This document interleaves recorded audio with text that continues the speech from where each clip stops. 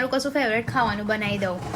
મારું ફેવરેટ ખાવાનું બેટા તમે છે ને તમારી પઢાઈ કરી લો પહેલા છે ને ભણી લો શાંતિથી. તમે ભણશો ને એ જ મારા માટે બહુ સારું છે. કશું મારા માટે બનાવવાની જરૂર. જો આજુ આપણે ચિંટુએ શું સ્ટેટસ મૂક્યો છે કે તમને ખબર છે પ્રેમ આંધળો કેમ હોય છે? કારણ કે માએ તમારા ચહેરો જોયા પહેલા જ તમને પ્રેમ કરવાનું શરૂ કરી દીધું હોય છે. જો તો ખરી મારા છોકરાએ કેવું મૂક્યું છે.